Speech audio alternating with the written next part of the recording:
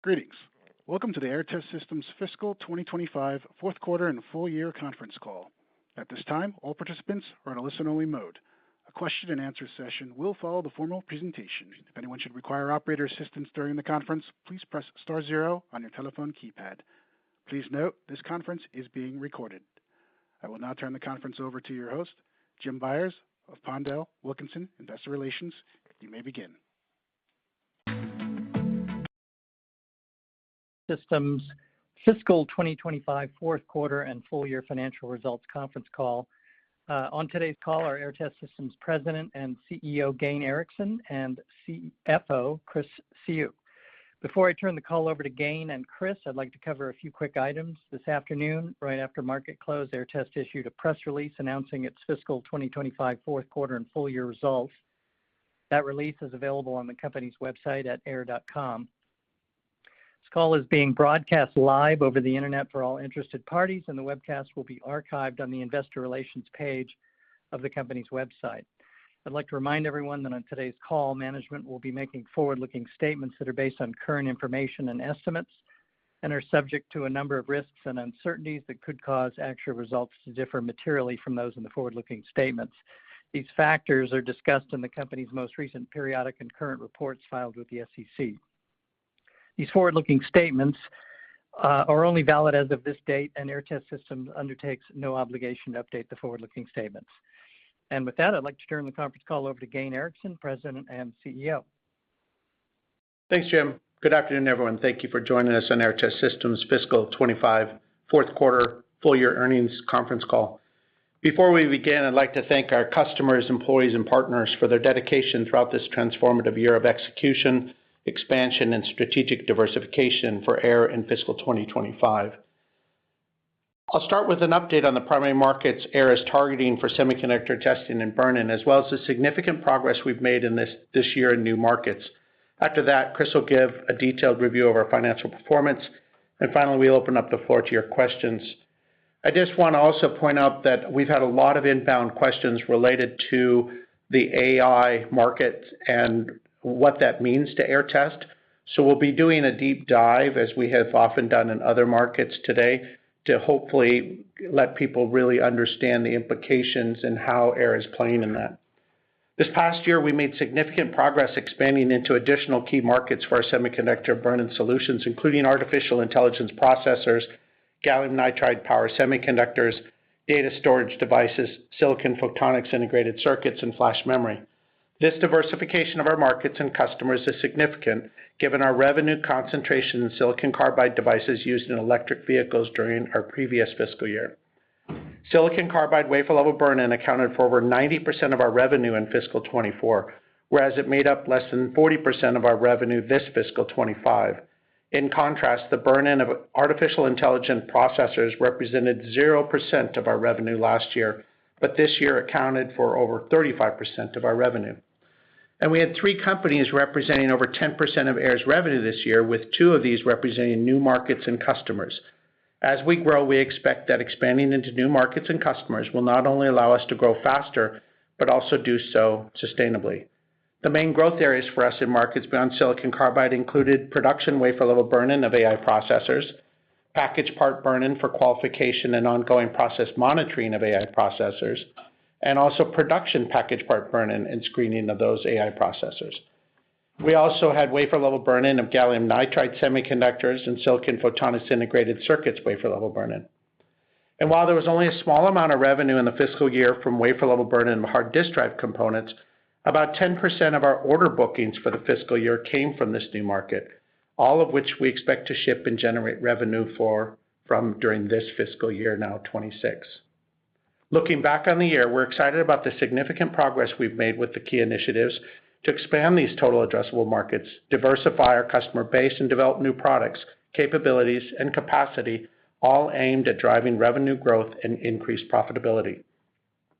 One of our biggest milestones this past year, and what we believe is currently the most important for future revenue growth, was the completion of development, validation, shipment, and customer acceptance of the first ever wafer-level burn-in system for AI processors. Delivering the industry's first wafer-level burn-in solution for the AI processor market, the only one of its kind in the world, marks a major technological and commercial milestone and significantly expands the market potential for our Fox XP wafer-level test and burn-in systems. Our new high-power Fox XP wafer-level burn-in system can test up to 9 300mm AI processor wafers at the same time. This achievement is a result of extensive development efforts over the last decade in test technology, particularly in delivering massive amounts of power and current to a wafer during test, wafer contacting technology, and thermal control and heat removal, as well as wafer handling and automation. When our lead AI customer first approached us about testing and burning their AI processors at the wafer level, it wasn't clear if this was even technically feasible, even with our proprietary and unique technology. We leveraged the technical capabilities we had developed over the years, along with the technology and design for test methods used in state-of-the-art wafer foundries to meet these unique test and burn-in stress requirements. This included applying thousands of amps of current to a single wafer to test devices capable of withstanding thousands of watts, and then not only doing it with one wafer, but 9 wafers simultaneously. We also expanded our proprietary WaferPak contactor to support very high current testing capabilities, including the ability to adapt the thermals to create uniformity across a wafer that, by definition, is not otherwise uniform during burn-in conditions. With Aehr demonstrating and now shipping the first ever solution for wafer-level burn-in of AI processors in partnership with this customer's outsourced assembly and test partner, one of the largest OSATs worldwide, we have proven that our high-power Fox XP multi-wafer systems and proprietary WaferPak contactors are a viable solution for high-volume testing and burn-in of AI processors in wafer form. This approach eliminates the need to burn in these devices in package or system form, where test costs and yield losses due to failing devices during burn-in are significantly higher and have a much more significant impact on overall manufacturing yield. Many AI processor companies are talking about billions of dollars of devices a year, with the largest AI processor company in the world shipping over $100 billion worth of processors into data center applications this year alone. Even a 0.1% increase in yield by shifting the burn-in of devices from the system or heterogeneous package level to wafer level is very significant. Today, burn-in related screening and early life failures at the system or package level causes the entire package or system to be discarded due to the inability to repair these devices at this stage. Moving this screen to wafer level allows devices that would otherwise fail during screening at the package or system level to be removed before they're packaged, or worse, put into the system level. We believe using wafer-level burn-in will result in savings in manufacturing costs, increases in revenues associated with the limited supply of these devices, and a reduction in field-related failures and warranty costs, as you can afford to put more screens in place or burn in longer to ensure the highest quality and reliability of devices. We're also receiving feedback from potential customers that doing this screening at wafer level is not only cheaper overall, but requires less electrical power from the grid, which has significant benefits. An important part of our story, which we have discussed for years, is the evolution of semiconductors that has driven the increased need for wafer-level burn-in. This includes the fact that semiconductors are becoming less reliable with the transition to smaller geometries, devices are physically larger, and more devices are being developed on compound semiconductors like silicon carbide and gallium nitride, which require additional burn-in and stress testing, such as Aehr provides, to meet the stringent quality and reliability needs of their customers in the end markets. AI processors and other high-performance central processing units, or CPUs, and network processors are also facing limitations related to their physical size due to the reticle limit in semiconductor manufacturing. The reticle limit is the maximum area that can be exposed in a single pass of the lithography equipment. Due to the reticle limit, a single chip or die cannot exceed this maximum area. This is a physical constraint imposed by the manufacturing process. AI models, especially large language models, require massive amounts of computation and memory. This translates to the need for increasingly large and complex chips. The GPUs used for AI training have already reached the reticle field limit. In order to overcome the reticle limit that prevents them from building a single massive chip, manufacturers are using chiplets, which are smaller die that can be interconnected to form a larger system. This approach effectively circumvents the reticle limit and allows for much larger total transistor counts. Advanced packaging technologies such as CoWoS, or chip on wafer on substrate, and SoIC, or system on integrated circuits, enable the integration of multiple chiplets onto an interposer, allowing for complex high-performance systems that exceed the size of a single reticle. As AI processors require increasingly large and complex designs, chiplet architectures and advanced packaging technologies are being used to overcome this limitation and enable the continued scaling of AI compute power. The reason these matter to Aehr Test is that these devices all need production burn-in screening to remove early failures that would otherwise occur during the lifespan of the AI processor. These failure rates are unacceptable and costly, impacting the end customer and increasing warranty costs for the supplier. In many cases, they can also pose safety issues, especially for processors used in autonomous or driver-assisted vehicle technologies. The screening and burn-in durations vary by process and device, but generally range from 1 to several hours or even 24 hours or more, depending on the desired quality and reliability level for the end application or customer. These GPUs, particularly those used in data centers and in the creation and use of large language AI models, are not the commodity consumer semiconductors of the 90s and 2000s. These are not chips used in $200 graphics cards for gaming. Instead, these are nodes worth tens of thousands of dollars operated in parallel, thousands at a time. If one node fails, it can completely disrupt the development or construction of the entire language model. As we've discussed with automotive and other applications, reliability is critically important for these customers. Aehr now offers a high-volume production solution for package-level burn-in with our new Sonoma product line following the acquisition of Incal Technology last year. For customers seeking to perform production screening of these devices in package form, we now provide a highly cost-effective solution with upcoming fully automated JEDEC tray-to-tray device handling and testing. Before our Fox XP wafer-level test and burn-in system, the only solution for doing this screening was products like our Sonoma system. And while this screening step is cost-effective, and we believe our Sonoma systems offer the lowest cost solutions on the market for package part burn-in of AI processors, it not only weeds out defective processors or memory, but also results in discarding highly expensive advanced packages, such as the CoWoS package and substrate, along with all of the other devices packaged in the failed device.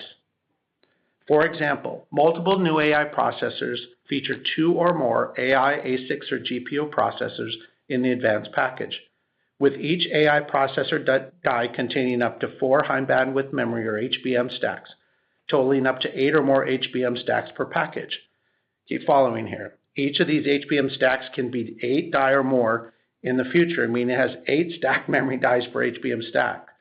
You go through all the math, and there's a total of up to 64 or more HBM dies and 2 or more AI processors, plus a very expensive CoWoS package substrate per package. If one of the AI processors or one of the HBM die fails during the production burn-in after packaging, all of the other die plus the CoWoS substrate are discarded. You can see the cost impact of performing burn-in at the package part level. If you take this a step further, companies also perform a burn-in at the system level when the GPU or AI processor multi-die package is installed on a computer system printed circuit board, along with the device power supplies, heat sinks, and supporting infrastructure, such as all the high-speed interconnect technology for AI processor to AI processor communication. Performing burn-in at this stage impacts cost and yield even more significantly. You can see why the industry is showing such interest in our ability to test these devices at the wafer form. In addition to this lead customer for AI wafer-level test, we have now received multiple inbound requests from several high-profile processor companies that are very serious about wafer-level testing. This ecosystem is very small, and having demonstrated that wafer-level burn-in of high-power AI processors is feasible, we're gaining visibility beyond our own sales and marketing efforts with the growing recognition that moving the AI processors and CPUs to wafer level is overwhelmingly advantageous from both a cost perspective and for yield. We're extremely busy right now engaging with multiple companies who are asking, can you test my parts? The conversation is, can Aehr do it, not do we want it? I'm very excited to report today that one of these companies has now asked us to move forward with an evaluation for wafer-level testing of their devices with one of their current high-volume processors. This feasibility study will allow them to see the real advantages and performance of doing the production burn-in at wafer level instead of in package or system level form as they do today. Based on what they have shared with us, we believe that if this evaluation succeeds, they plan to transition to high-volume production wafer-level testing, which would be a significant opportunity for Aehr. While this evaluation involves new wafer packs for their specific wafers, we believe that Aehr can address the needs in the near term with our proprietary AI processor optimized wafer packs designed specifically for these devices. We also have systems needed to run their wafers on our floor today, demonstrating this capability, as well as fully automated aligners to showcase the automation of the 300 millimeter wafer handling. We expect this evaluation to take 1 or 2 quarters to complete fully. At the same time, we're working with this customer to determine their production capacity needs and discussing lead times to meet their requirements. Their capacity requirements are significant, and we feel we have the manufacturing capacity for systems, aligners, and wafer packs to meet the potential demand if we're successful with this evaluation and they decide to move to wafer-level burn-in using our solution. We also expect to move to evaluation phases with other AI companies during this fiscal year and believe we can capture a meaningful share of the total production burn-in market for AI processors with our Fox wafer-level test and burn-in systems and proprietary wafer pack contactors. So let me spend a few minutes on some of the other markets quickly, and I'll start with package part burn-in. As I mentioned earlier, we also offer customers the option to perform their package part burn-in screening as well as their qualification reliability characterization for their GPUs, AI processors, CPUs, and network processors. We completed our acquisition of Incal last July 31st, expanding our product portfolio to include their highly regarded package part reliability burn-in and test solutions, especially their ultra-high power capabilities for AI processors, GPUs, and computing processors. Since that date, Aehr has shipped more package part burn-in systems than Incal did in the last 3 years. It is a record-breaking sales achievement for the qualification and production burn-in of AI processors. We're very excited that with the added capabilities and resources from Aehr, we have been able to ramp up production to levels that Incal had never achieved, meeting the demand from AI processor companies for the qualification and production of their devices. With the addition of a significant number of people, processes, and scale, we've been able to shorten lead times, maintain low costs, address quality, and do this in a high reliability platform, which has been overwhelmingly positive for customers. As a result, we won our first production AI processor customer for package part burn-in during the fiscal year, receiving initial volume production orders for the multiple Sonoma ultra-high power systems. This customer is one of the premier large-scale data center hyperscalers that is making their own AI processors and is growing this capacity significantly. These are their first devices that use a production burn-in system at the package part level instead of at the system level. They plan to ramp this device over the next year and are already discussing their next generation process as well as the one after that with Aehr to ensure we can meet their production capacity needs. We said before that one of the best things about this acquisition is that it gives us a front row seat to the future requirements of a large number of these AI processor customers, providing us with visibility into the production burn-in needs. As a result, some of these customers from package part side are coming to us asking about our wafer level burn-in capabilities. Aehr is the only company in the world that offers both a wafer level and package part burn-in system for both qualification and production burn-in of AI processors. We can provide them with options and show direct side-by-side comparisons of cost of test, capacity output, footprint, operational costs, and impact on yield based on how they decide to do their burn-in. We're in the perfect position to help them while also remaining balanced so we can tell them yes, regardless of how they want to do their burn-in. We're very excited about all our new AI product offerings and the expanded total addressable market they bring to Aehr, and we look forward to discussing our progress to further capitalize on this new market as we move through our new fiscal year. Another key milestone this past year was expanding the production level burn-in for gallium nitride power semiconductors. We secured an additional order for our Fox XP high power wafer production system with high volume for volume production of GaN devices from a leading automotive semiconductor supplier and a key player in the gallium nitride power semiconductor market, marking their commitment to advancing volume production wafer level burn-in of their GaN devices using our XP platform. This achievement expands our production wafer-level burn-in market for power semiconductors beyond silicon carbide applications used in electric vehicles, data center power conversion, and solar to now include GaN, a high-performance compound semiconductor optimized for mid-power applications such as data centers, solar energy, automotive systems, and consumer electronics and PCs. Additionally, we're in discussions and engagements with multiple other potential new GaN customers about their needs. GaN is a new and exciting semiconductor technology with high-value applications, including automotive power conversion, solar inverters, and solid-state transformers and breakers. GaN offers a much broader application range than silicon carbide and is poised for significant growth in the coming decade.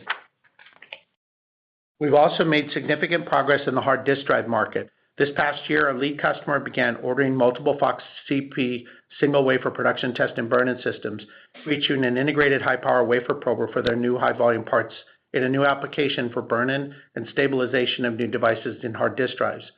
These are follow-on system orders to the first production order received all the way back in 2019. As we stated in previous calls, their plans for this new product were delayed during the pandemic, but they continued to work on this new device continuously over the last 5 years to ensure the performance and reliability of their devices.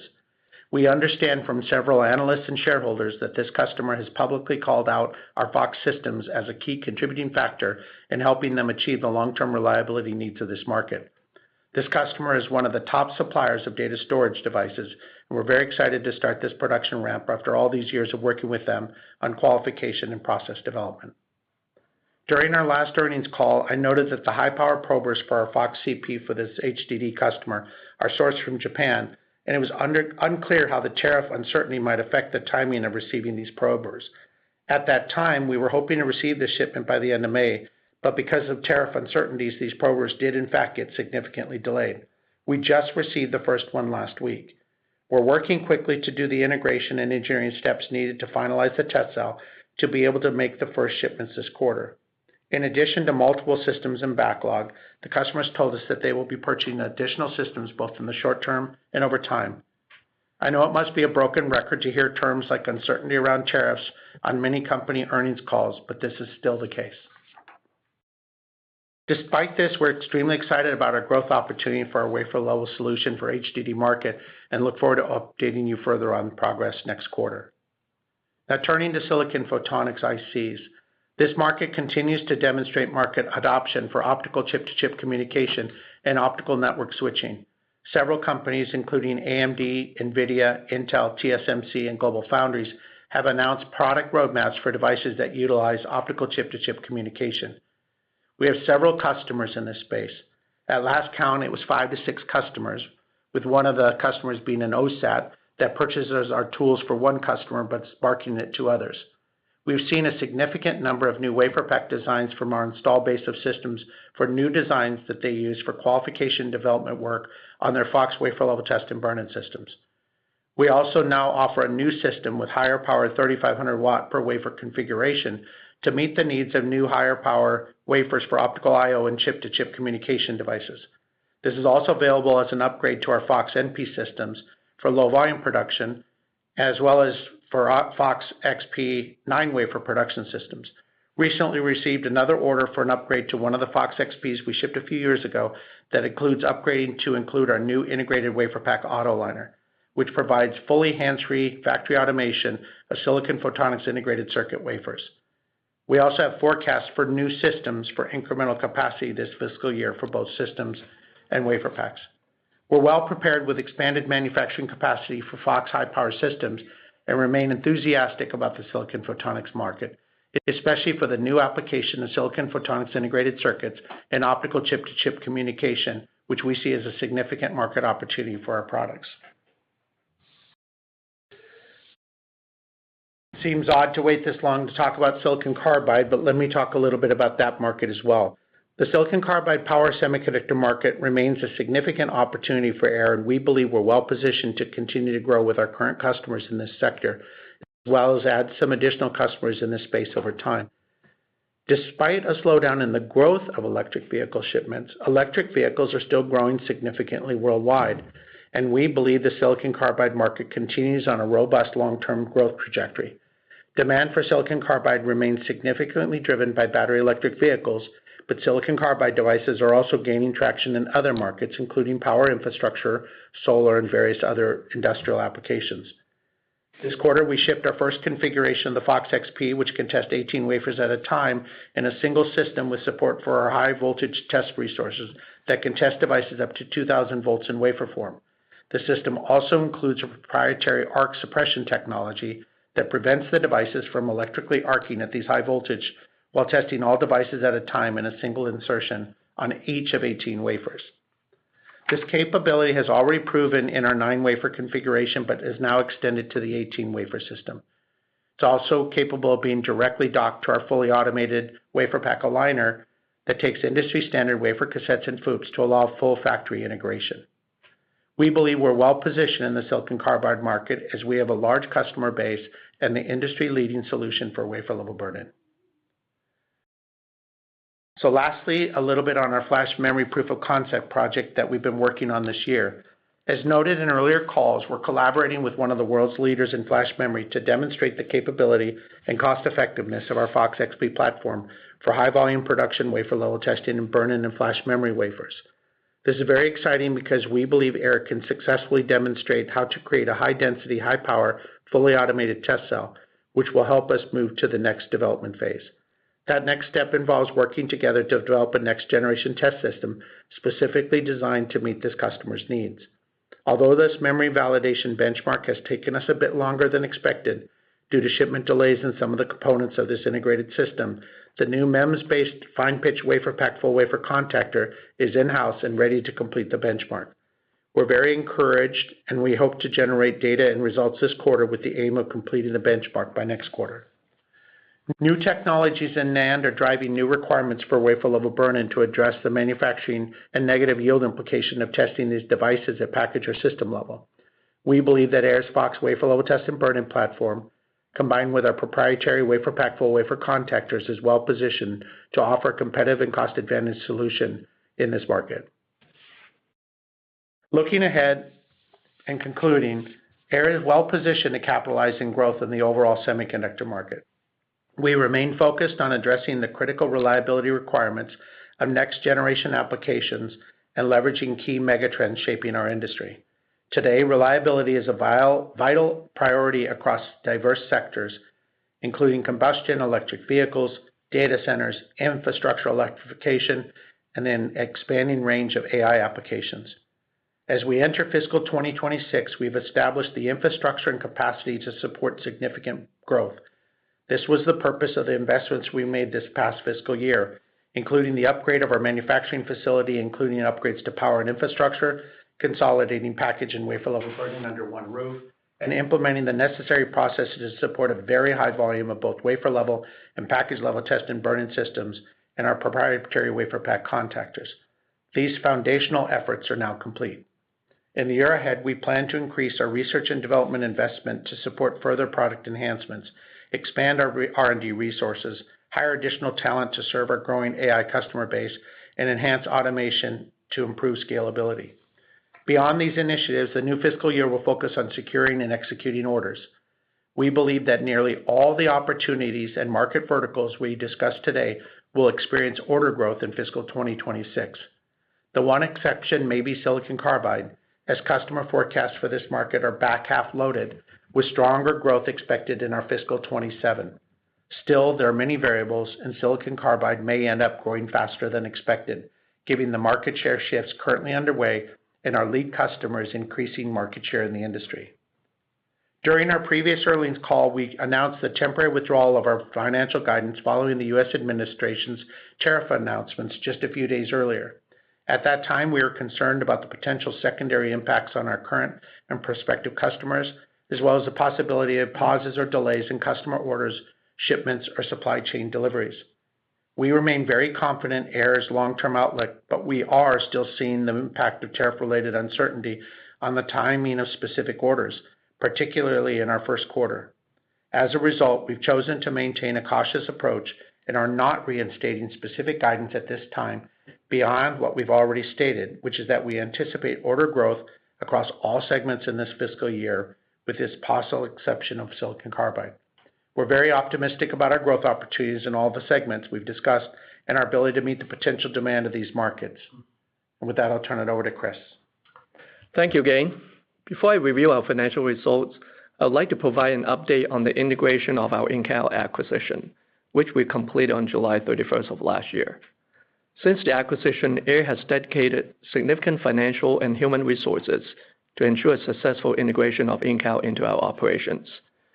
We have fully migrated in-house financial records into our Oracle NetSuite Cloud ERP system and integrated their HR and manufacturing functions into Aehr's broad information systems.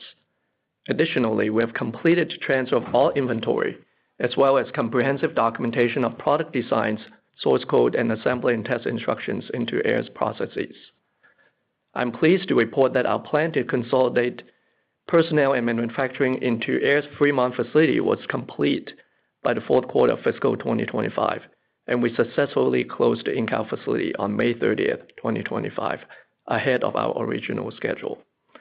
I want to express my sincere thanks to our teams for their commitment, dedication, and outstanding execution throughout this integration. As a result of the consolidation, we incurred one-time restructuring charges of $864,000 in our fiscal fourth quarter related to the closure of the in-house facility.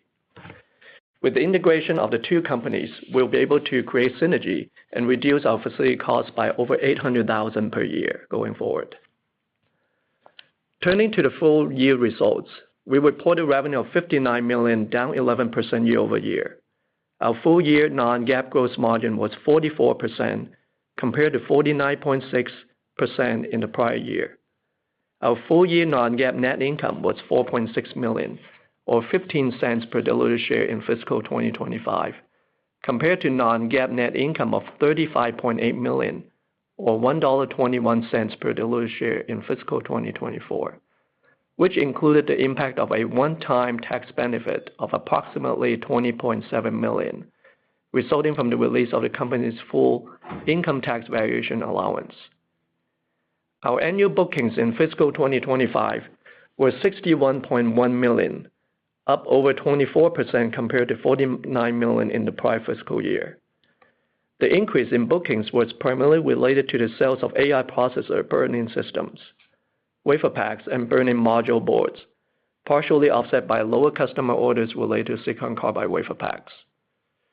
Our backlog as of year-end was $15.2 million, with $1.1 million bookings received in the first 5 weeks of the first quarter of fiscal 2026. We now have an effective backlog of $16.3 million. Turning to our Q4 performance, we're excited about our continued momentum in penetrating the artificial intelligence market, with AI processors burn-in now accounting for over 35% of our business this year, compared to 0 last year. For the fourth quarter, we had 3 customers representing over 10% of total revenue, and 2 of these customers target the AI market. Revenue for the fourth quarter totaled $14.1 million, a 15% decrease compared to $16.6 million in Q4 last year.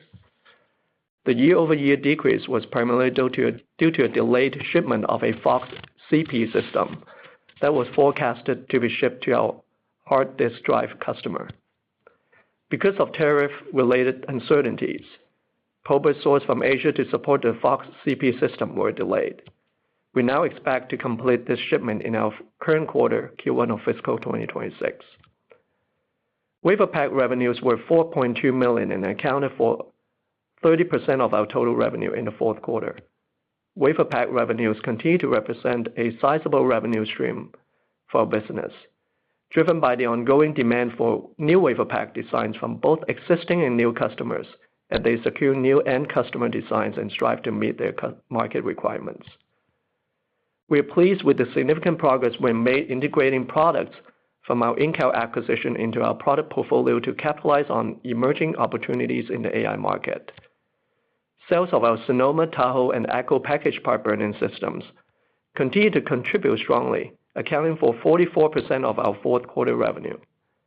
We believe our strategy to expand Aehr's product offerings and diversify beyond silicon carbide applications is gaining meaningful traction in the marketplace. Non-GAAP gross margin for the fourth quarter was 34.7%, compared to 51.5% in the same period last year. Non-GAAP gross margin decreased primarily due to lower overall revenue level compared to Q4 last year and less favorable product mix. Additionally, we incurred high manufacturing overhead due to underabsorption as our manufacturing capacity utilization was lower during the renovation of our Fremont site and the consolidation of inventory from the in-house facility. Non-GAAP operating expenses in the fourth quarter were $5.4 million, reflecting a 6% increase from $5.1 million Q4 last year. This year-over-year rise is primarily attributed to the inclusion of in-house operating expenses in our financial results, as well as higher legal and professional service fees.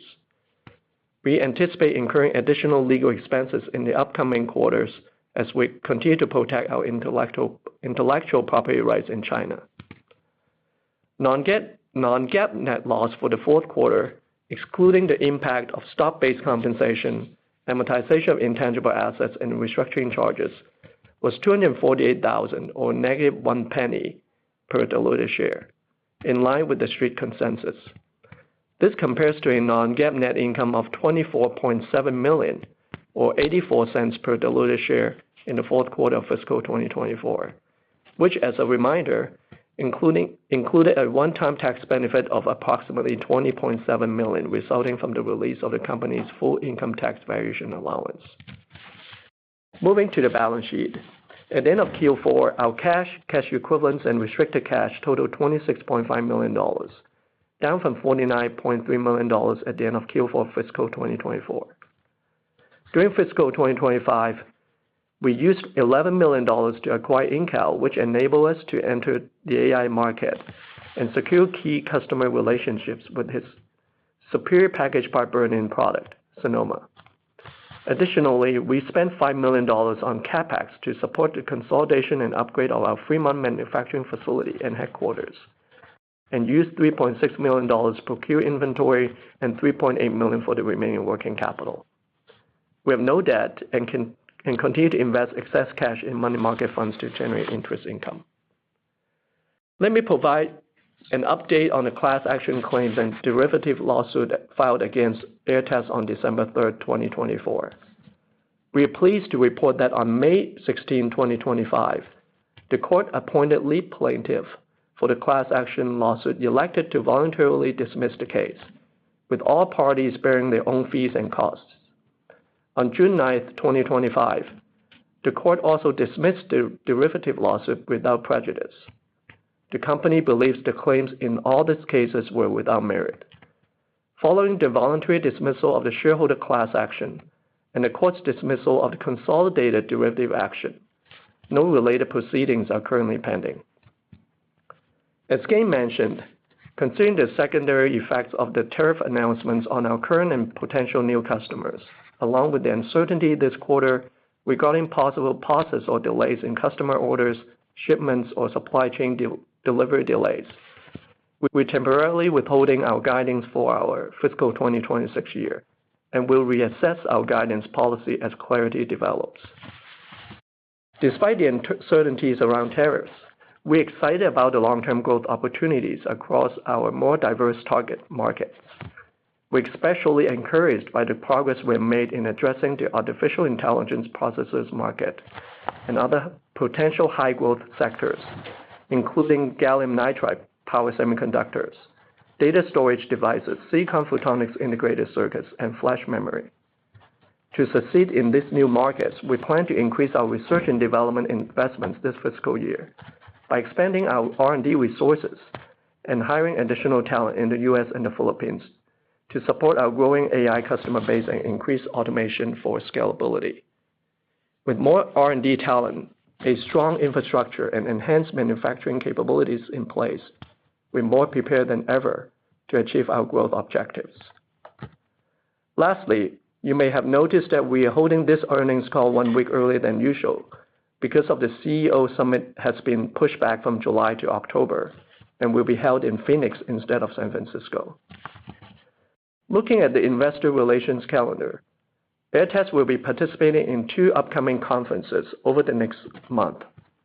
We'll be meeting with investors virtually at the Needham 6th Annual Semiconductor and Semicap One-on-One Conference on Wednesday, August 20th. The following week, we'll meet with investors in person on Tuesday, August 26th, at the Jefferies Technology Summit Conference in Chicago. We hope to see some of you at these conferences. This concludes our prepared remarks. We're now ready to take your questions. Operator, please go ahead. Thank you. At this time, we will be conducting a question and answer session. If you would like to ask a question, please press star one on your telephone keypad. A confirmation tone will indicate your line is in the question queue. You may press star two if you would like to remove your question from the queue. For participants using speaker equipment, it may be necessary to pick up your handset before pressing the star keys. One moment, please, while we poll for questions. Once again, please press star one if you have a question or a comment. Our first question comes from Christian Schwab with Craig-Hallum. Please proceed. Question. Gain, I've received a lot of questions regarding your most recent slide in your investor deck with a lot of well-known marquee names. And I'm just,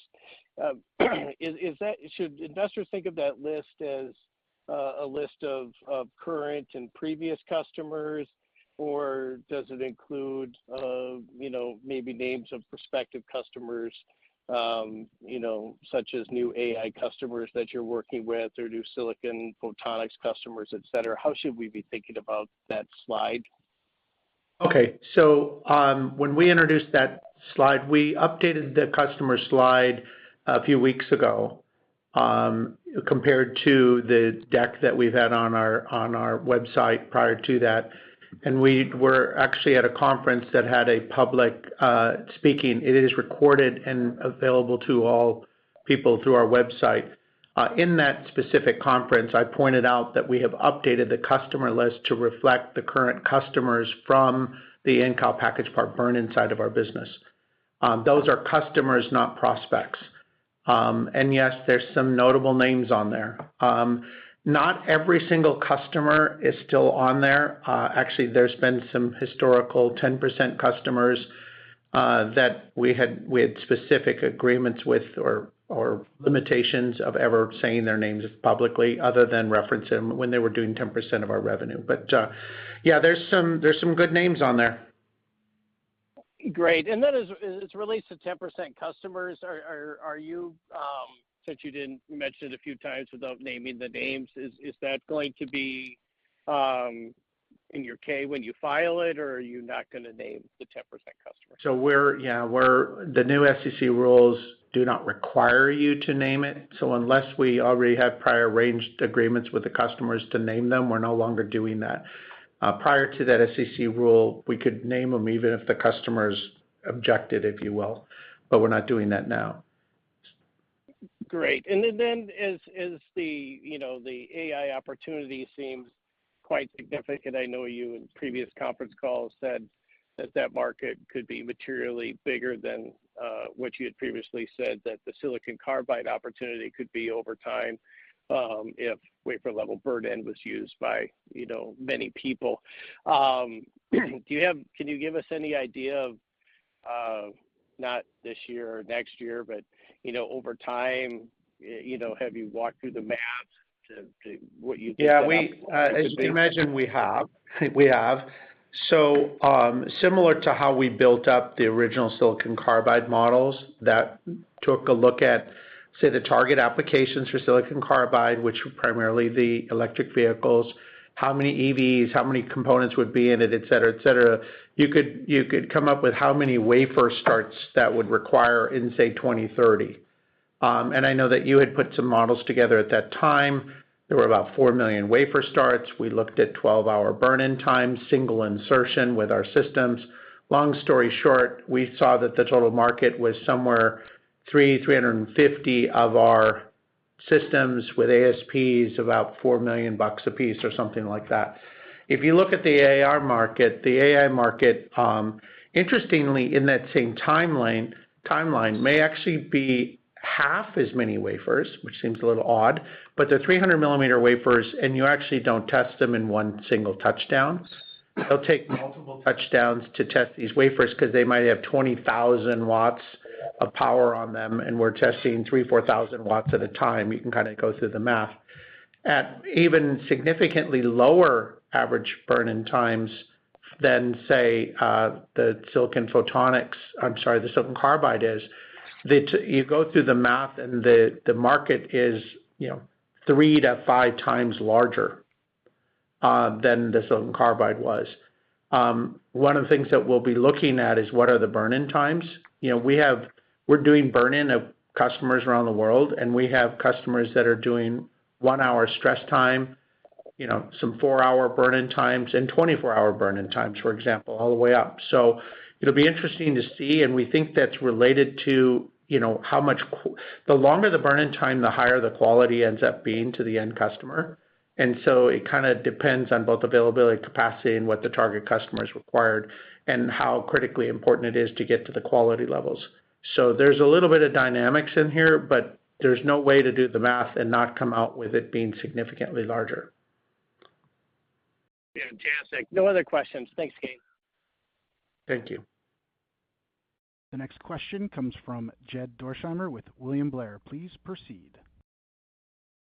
Hi, yeah, thanks for taking my question.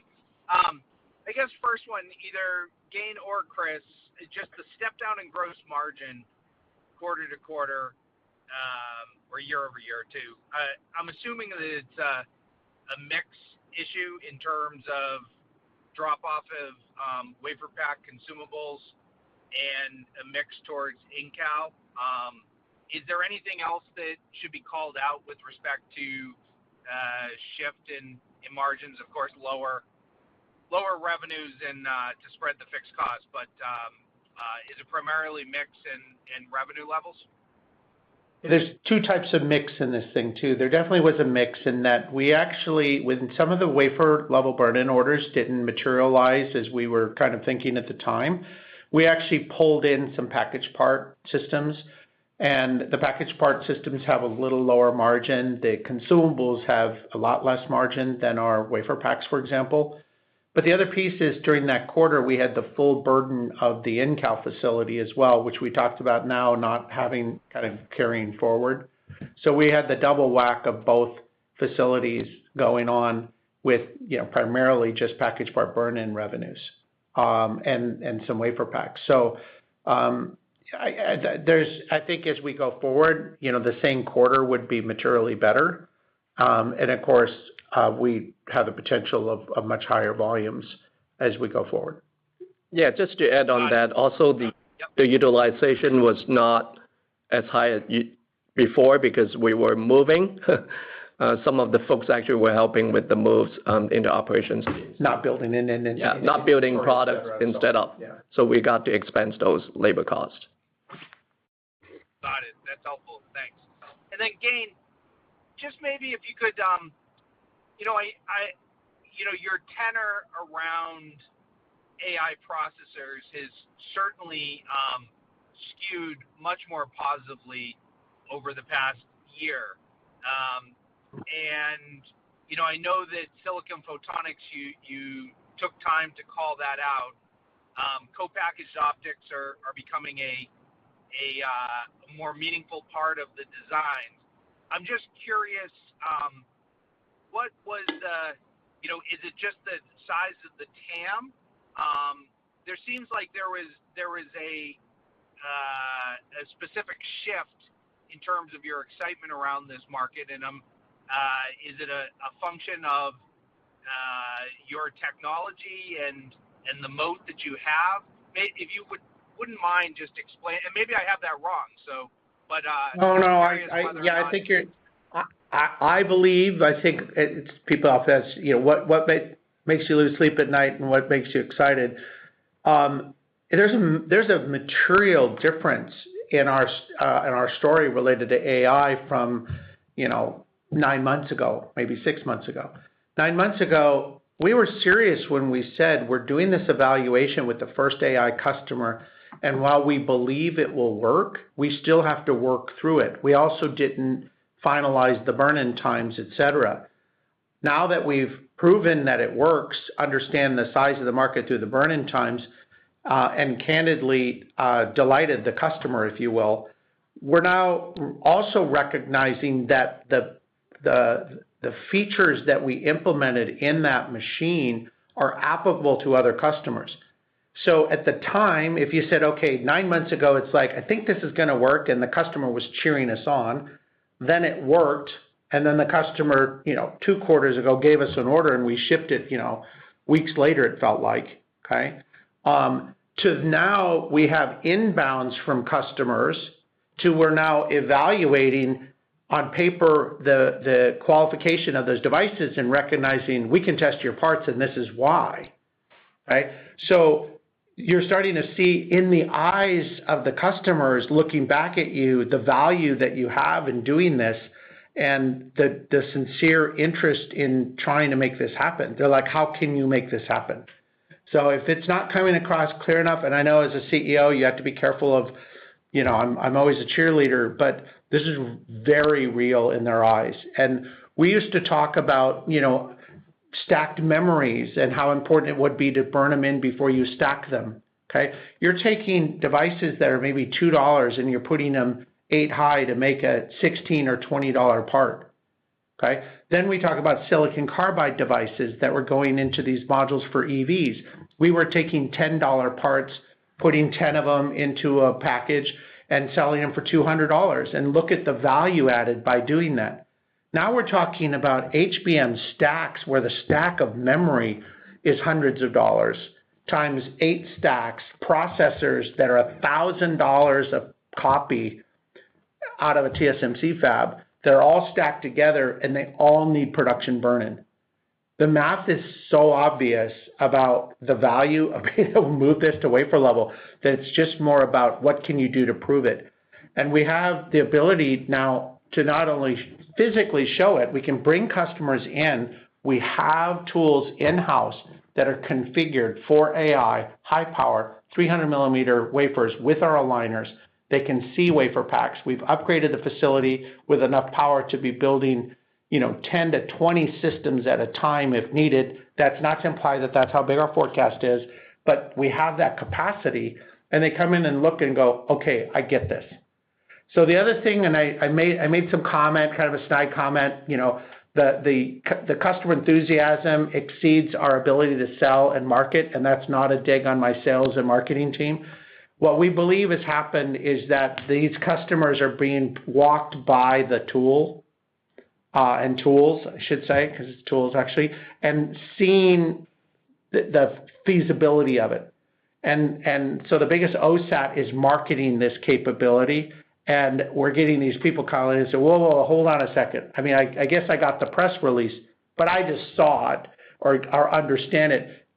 What do I need to do that? So you can imagine you'd be pretty excited about that. Yeah, no, certainly. That's helpful. Last question for you. Along those same lines, and you mentioned the OSAT that's starting to market. So you've got an OSAT in your silicon photonics, an OSAT or two that you're working with in the AI processor, and mostly customers that own the design for the AI processors. What you haven't mentioned, you did mention TSMC, but I'm just curious from a foundry perspective, where are the discussions with foundries in the process? Yeah. Are you seeing some cross-pollination like you are with OSATs? For sure. Yeah. So I'm going to use a little different vocabulary. In this world, there's only really 2 foundries. Well, to be respectful for Intel, maybe 3 that can build them. Okay. So Global Foundries isn't really building AI processors because of the nodes they're on. So you're really talking about TSMC and potentially Intel. Okay. With TSMC having right now, I think everybody but Intel. Okay. And then you talk about design houses. Design houses are the companies that are actually working with the hyperscalers in designing their new ASICs or AI processors. So you're talking about, Marvell, Broadcom, Allchip as examples. Okay, those are the big guys that are actually doing the new designs. Okay, Then, of course, some of the big hyperscalers have in-house design. They then work with the models, say, for example, with TSMC, that will provide them with the models based upon what particular node they're at, that will have DFT, design for testability, features and functionality inside of it that interestingly make them common. And then they can outsource that to really 2 or 3 of the big OSATs, the biggest one being ASE, who also bought Spiel, but people think those are 2 different companies, but candidly, they're really the same. And then you have Amkor, you have Japan that is trying to get some of the business, JCT, and then they're not an OSAT, they're just test, and that's KYEC. So it's a pretty small community and a lot of cross-pollination of ideas, I would say, and awareness. And so once the system got put into production, the lights started to go on, and the phone started to ring with people saying, "Hey, wait a minute, I thought that was just a marketing thing. This is real. Can you do my part too?" Thank you. I hope that helps. The next question comes from Igor Dolmachev with Freedom Broker. Please proceed. Hello, James. Thank you for exhaustive market comments. I wanted to get a glimpse into your outlook for 2027, especially for TSMC matter. Recently, TSMC reported that there were reports that TSMC plans to wind down gallium nitride foundry services by 2027. Could you share your thoughts on how this shift in market can impact your business and addressable markets? Okay, so I mean, we chose not to give guidance on 26, so I'll be struggling with 27, but we do believe we can get back to the track of growing significantly over this period of time. The size of the market, for example, between AI, silicon photonics for optical chip-to-chip communication, and you add in silicon, even silicon carbide, are all kicking in pretty hard in 27. So, we're planning for, pretty significant growth. I'll leave it at that, okay? Now, you specifically talked about GaN at TSMC. TSMC, mostly I wake up every day thinking about all the AI wafers that TSMC is doing. GaN, gallium nitride can be put onto multiple different process substrates. The most interesting one would be on silicon, large silicon substrates. But a lot of they're both IDM folks around the world, like Infineon, for example, or people that have dedicated foundries. And then TSMC is also doing a foundry. I don't know what TSMC's market share is, but candidly, when I talk to customers, I hear a lot more about the other foundries or their own IDM sources than TSMC. So I don't believe that it has a negative impact on us if they start to wind down that business. I think that just shows up somewhere else, either at one of the IDMs or one of the other foundries. Okay, great, thanks. And in terms of your new AI clients, how long will it take to pass all qualifications to reach a final decisions for your client after you get the first client delivered? So we already have the first client. We announced that we were, I think this year exactly, we announced that we had a commitment from a first customer to evaluate our solution for AI. We said we're very excited about it, but there were still a lot of uncertainties. The customer seemed extremely willing and pulling us in. I think I used the term, they're more excited than we are and more hopeful about getting the business, which of course was good. Then within a quarter, we said it was progressing pretty well. The following quarter, we said we are now testing wafers and the data looked good. And within that quarter, they placed an order and we shipped it at the same time. That was the first customer, which there's some argument takes longer than the second one. I will tell you our enthusiasm and confidence is a lot more higher because of actual evidence. But there's still some variables and things that we still need to worry. My attorneys will always tell you, be careful, there's always risk. And, you never know till the order's in hand. But, we think that a decision could be made within, say, 6 months or so, and potentially orders placed somewhere thereafter. Yeah, I got it. Thank you. It was useful. The next question Thank you. The next question comes from Larry Schlabina with Schlabina Capital. Please proceed. Hi, Gain. That first AI customer at the OSAT. So are you under the belief that they're really pleased with it, and do you expect more orders from them in the near future? Yes to both of those. Wait a minute. You said near future. I want to be careful of setting any timelines, but I'll go out and say we expect more this year, though. And then now you have another AI customer in evaluation. So that's the second one for wafer level burn-in. And then you have a third one that's going after the production in the package part burn-in. Mm-hmm. Are they three distinct AI customers, or are they? Yes. Yes. Okay, so totally different. They're all totally different. Yeah. And in the write-up, you said that you shipped a 18 wafer high power silicon carbide system, and did that ship and book in the May quarter? Yes, and it was an upgrade to one of the systems that they had purchased earlier. Part of our strategy and one of our commitment with customers is this commitment to a platform that allows people to maintain forward-backwards compatibility. So that was a really big deal. They shipped the system here, we reworked the system, and then shipped it back to them, capable of testing 18 wafers at a time at high voltage, which is amazing. And that also included the automated aligner? Actually, in this case, it didn't. It did not. It shipped back without the automated aligner. Do you anticipate an upgrade for that? By the way, they have automated aligners, but we only upgraded the system basically. I see.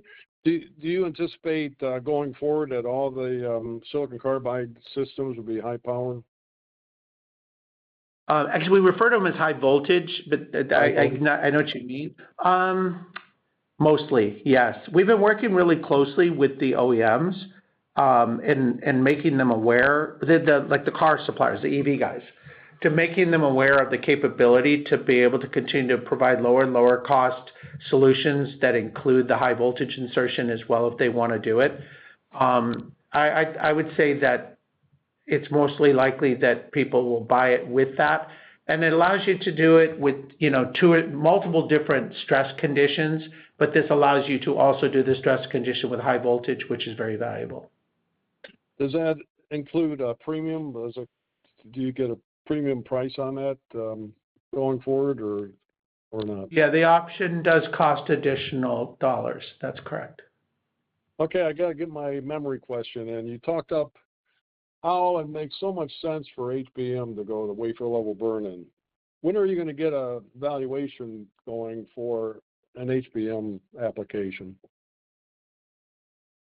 That's a good question. We've talked about walking before we run, and the walking to begin with was the wafer level burn-in application for the NAND flash. But one of the critical things that we mentioned last time, but I'll mention again today, one of the most specific things we were implementing was a new fine pitch MEMS wafer pack that allow us to get to very attractive price points at extremely high pin counts.